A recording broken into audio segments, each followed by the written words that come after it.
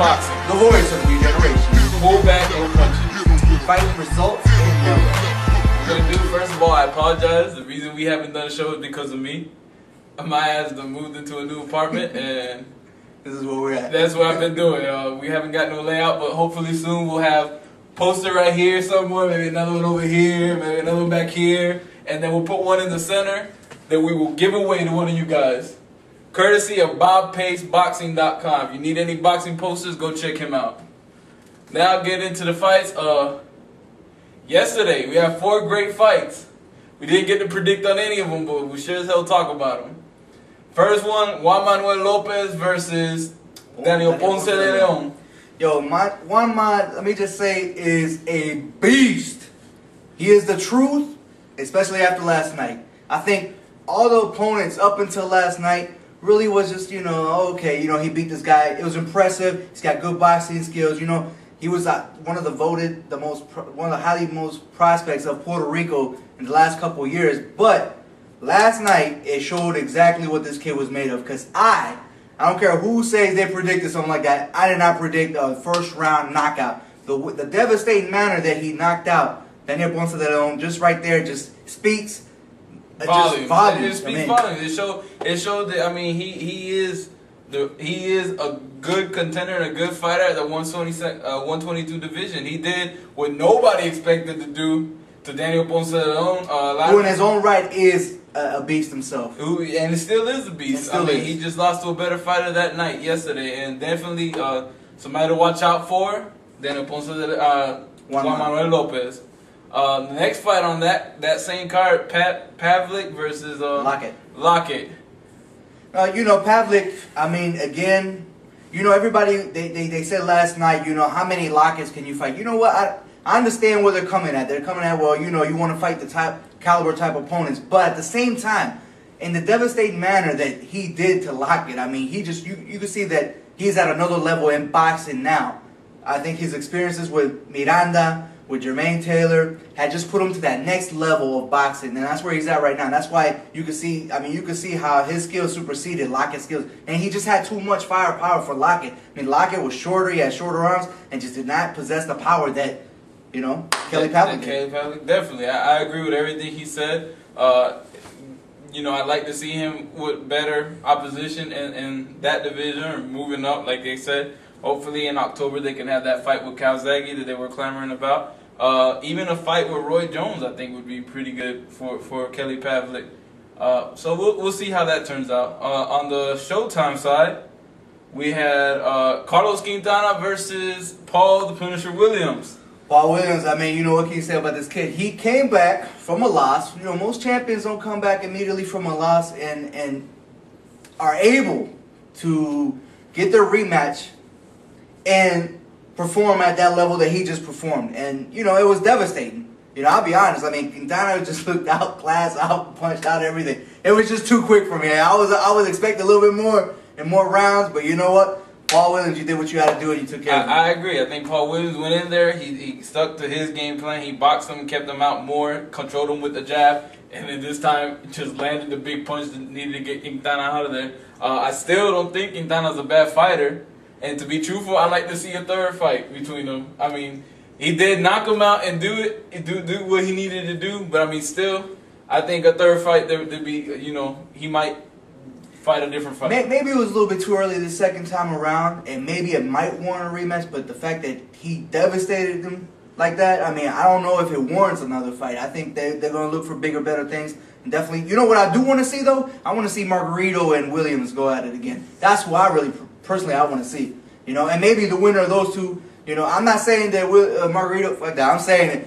Margarito is going to lose, but anyway, I want to see the rematch between Margarito and Williams too. That would be a good fight for me. I want to see that. It'd be a good fight, I agree. The next fight, Sergio Mora versus Vernon Forrest.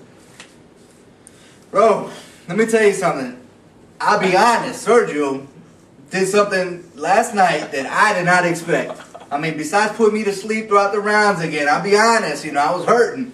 But on the real, though, he did what he had to do. He took care of Vernon Forrest. I just didn't expect that. I expected Vernon Forrest to come out there very sharp, just like he did in the Carlos Waldemir fight. I expected him to be combinations. I expected him to, basically do everything more so than Sergio, because Sergio hasn't been impressive the last couple fights, you know. So, but I think he rose to the occasion in this fight. Maybe that's just it. He just fights to the opponent's abilities.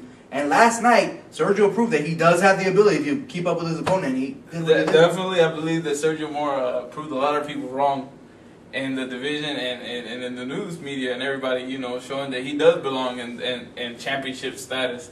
You know, Vernon Forrest is saying that he didn't agree, that he didn't think that, you know, that contender was at his level. And yesterday he proved that that contender was at his level. I think the question is now, do you think that Sergio is another Quintana? I don't think they could, I think, to be truthful, Vernon Forrest came underprepared.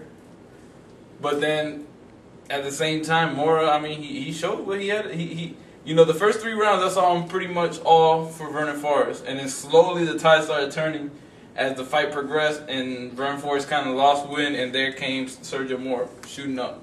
And, you know, this only builds confidence. So if he was able to take those punches from Vernon Forrest, you know, he took some good punches. And you think the weight's a good weight for him? I think the weight definitely is a good weight for him. I think that's where he needs to stick at. I think at 160, I mean, him versus Pavlik, there's nothing that he needs to be looking for with Pavlik. I think Pavlik would put him on his behind, to be truthful. Mm-hmm. And anybody else, I mean, really. So 154, I think it's a good weight for him. I do think that he might get that fight with De La Hoya.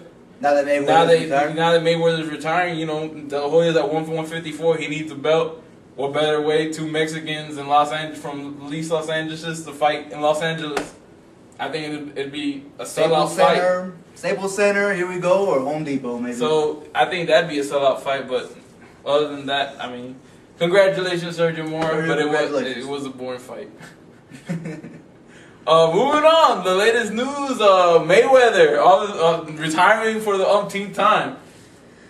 You know, I would love to sit here and debate why he did what he did. I'll be honest, I just think he's running away from the competition. I mean, you know, he says, oh, you know, I want to continue my life and I want to move on. I prove it. You ain't proved nothing, my man. I mean, you know, Mayweather, you know, you're really disappointing the fans. And maybe it's your plot like, you know, Ray Leonard did back in the 80s to Marvel and Haggard. Maybe he's just retiring right now and he'll come back later. But to me, if you do that, it's going to be a bad thing for you. It's not going to be the way it played out for Leonard, because Goldo's going to be there roughhousing, and he's going to continue fighting. He's going to continue dominating. He's going to have a big name, and you are going to get ring rust. I mean, I know you're a special gift to athlete, but let's be honest, man. You stay out the ring, you're going to lose your timing. You're going to lose stamina. You're going to lose a lot. And maybe it's just a plot to get back in later on and fight. But if you absolutely stay retired, then stay retired, man, because, I mean, you're just playing games now. He's playing games at this point now. I mean, you're breaking my heart, you're breaking the fans' hearts. Hey, I'm going to say, because we all want to see the fight. Goodbye and good riddance. If he's gonna stay in boxing and do the little BS stuff that he was doing, obviously he came to. What happened? This is the way I think it broke down. I think what happened was they were offering less money this time for a fight with De La Hoya because they know they can't sell what they sold the first time.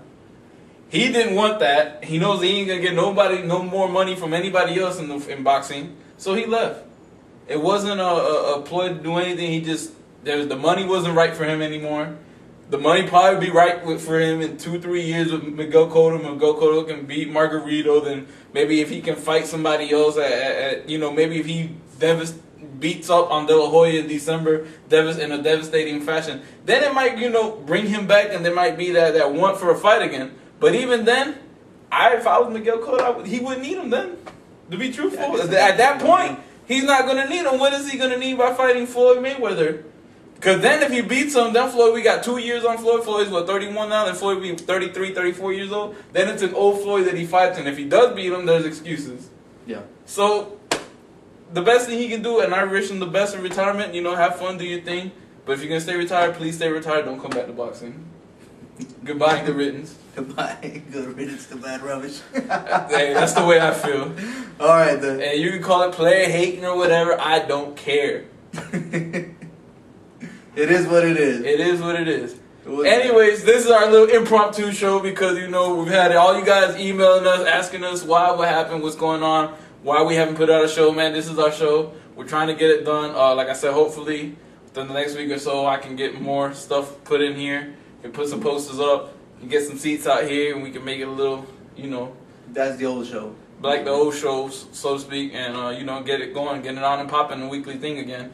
But until then, definitely look out for poster giveaways we're gonna be doing. oh yeah, we're gonna be doing poster giveaways now. We're gonna do it once a month to the subscribers. Anybody who subscribes to our show, we're gonna do a poster giveaway courtesy of BobPaceBoxing.com.